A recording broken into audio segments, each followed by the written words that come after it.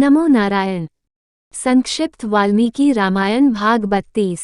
सीता का लंका में जीवन। सीता का अपहरण कर रावण लंका ले गया। वहां वह करीब 1 साल तक रही। इस संबंध में कई तरह के प्रश्न किए जाते हैं, जैसे वह रावण के अंतःपुर में थी या अशोक वाटिका में। रावण ने उन्हें क्यों नहीं छुआ? वह वहां खाती पीती क्या थी? बिना खाए जीवित कैसे रही? वहां वह कितने दिनों तक रही? इत्यादि। वाल्मीकि रामायण में इन सारे प्रश्नों का उत्तर मिल जाता है। रावण द्वारा सीता को अंतःपुर में रखना। वाल्मीकि के अनुसार सीता को लेकर जब रावण लंका पहुंचा तो पहले उन्हें अपने अंतःपुर अर्थात जहां केवल स्त्रियां रहती थीं, रखा। उसने राक्षसियों को उन पर पहरा देने के लिए रख दिया। उन पहरेदार राक्षसियों को यह आदेश था कि सीता के जरूरत की प्रत्येक वस्तु उन्हें उपलब्ध करवाई जाए ताकि उन्हें किसी प्रकार का दिक्कत न हो।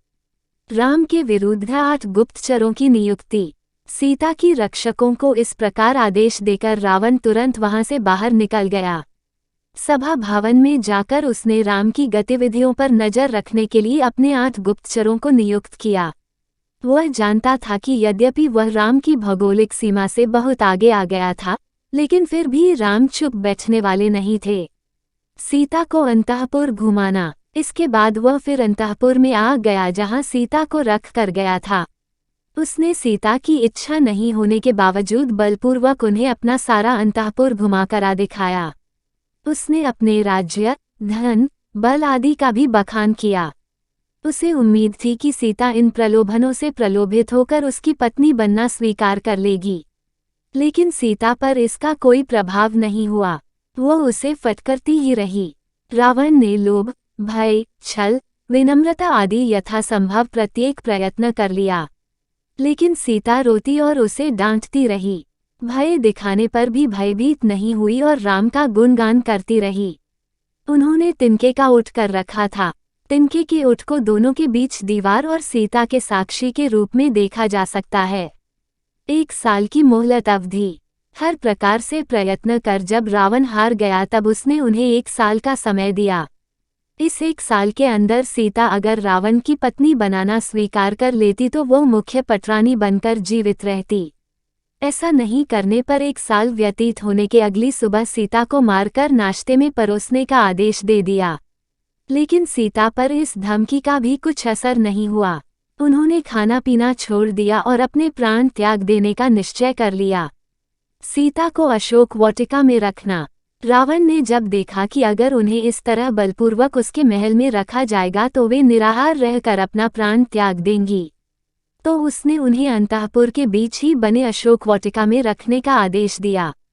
इसके बाद सीता जब तक लंका में रही वह अशोक वाटिका में ही रही। राजाओं के अंतःपुर में केवल स्त्रियों के महल होते थे। वहां अन्य पुरुषों का प्रवेश निषिद्ध होता था। इन महलों के बीच एक छोटा और सुंदर वाटिका होता था, जहां राजा अपनी रानियों के साथ जा सकता था या अंतःपुर की स्त्रियां जा सकती थी, लेकिन किसी बाहरी व्यक्ति को वहां प्रवेश की अनुमति नहीं होती थी। इसलिए वहां का पहरा भी बहुत सख्त होता था। अशोक वाटिका ऐसा ही वाटिका या उद्यान था। उत्पीड़न। रावण ने अपने राक्षसियों के आदेश दे दिया कि वे सीता को वास्तव में कोई आघात नहीं पहुंचाए, लेकिन उन्हें इतना डराए धमकाए और तंग करे कि वह हार मानकर रावण का प्रस्ताव स्वीकार कर ले और अपने पति राम के लिए सीता का अहंकार टूट जाए। इस आदेश के अनुसार वे रक्षक राक्षसियां सीता पर तरह तरह के अत्याचार करती थी। कभी कभी रावण स्वयं भी आकर उन्हें के साल के अवधि की याद दिलाता और धमकाता रहता था। जब हनुमान जी लंका सीता को खोजने गए थे, उस सुबह भी रावण ने आकर इसी तरह कठोरता से उन्हें डराया और धमकाया था। सीता ने अशोक वाटिका में भी आने पर कुछ नहीं खाया, यहाँ तक कि पानी भी नहीं पिया।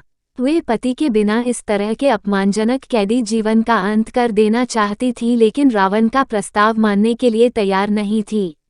देवताओं द्वारा सीता के प्राण रक्षा का प्रयास। सीता का ये हाल जब देवताओं ने देखा तो उन्हें चिंता हुई कि ऐसे तो सीता अपने प्राण त्याग देंगी। ऐसे में देवताओं का राम रावण में युद्ध कराकर राक्षसों के नाश का सारा प्रयास ही विफल हो जाता।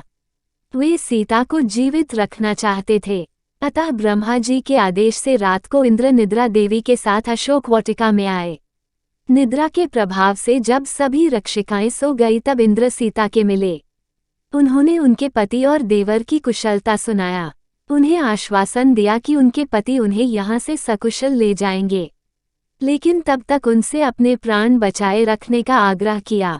चूंकि सीता रावण के राज्य का जल भी ग्रहण नहीं करना चाहती थी, इसलिए इंद्र ने उन्हें एक विशेष दैवीय खीर अवश्य दिया, जिसे खाने के बाद भूख प्यास का अनुभव नहीं होता और वे बिना खाए पिए भी लंका में जीवित रह सकती थी। जब सीता यह विश्वास हो गया कि वो वास्तव में इंद्र ही थे, तब वो उनकी बातों से थोड़ी आश्वस्त हुई। उन्होंने प्राण त्याग करने का विचार छोड़ दिया और वह खीर खा लिया। सीता जब तक लंका में रहीं, रावण की मृत्यु के बाद विभीषण के राज्याभिषेक से पहले तक न तो वहां का अन्न या जल ग्रहण किया, न ही स्नान किया और न ही बालों को संवारा, न ही कभी किसी महल में गईं। जब हनुमान जी आए थे तो उनके इसी बंदनी वाले रूप और चेहरे पर आंसुओं के निशान देखकर पहचाना था